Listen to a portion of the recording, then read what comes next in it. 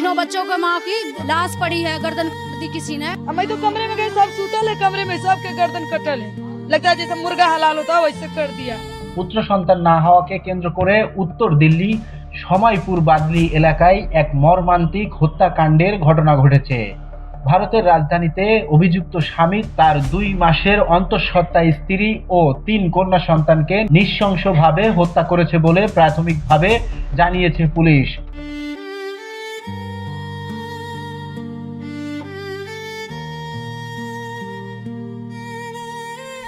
ঘটনার পর থেকে অভিযুক্ত স্বামী মনসুর কেরাত পলাতক রয়েছে। ঘটনাটি রাজধানী দিল্লি জুড়ে ব্যাপক আতঙ্ক ছড়াচ্ছে।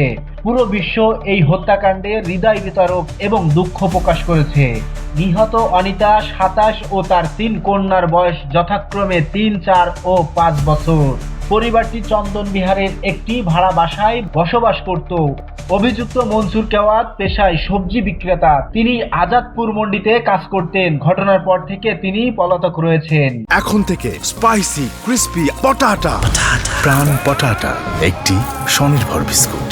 ভারতের দৈনিক হিন্দুস্তান টাইমসের খবরে বলা হয়েছে, বুধবার সকালে প্রায় 8টার দিকে প্রতিবেশীরা রক্তাক্ত মরদেহ দেখতে পেয়ে পুলিশকে খবর দেন।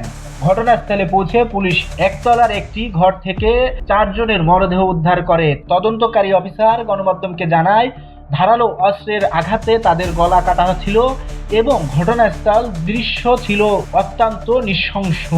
ভারতীয় তদন্ত কর্মকর্তার ধারণা, 3 কন্যা সন্তান থাকায় এবং পুত্র সন্তান না হওয়ায় এই নির্মম হত্যাকাণ্ডের সম্ভাব্য কারণ। তবে পারিবারিক কলহ বা অন্য কোনো ব্যক্তিগত বিরোধ জড়িত ছিল কিনা তা খতিয়ে দেখা হচ্ছে। দৈনিক ইনকিলাব অনলাইন ডেস্ক।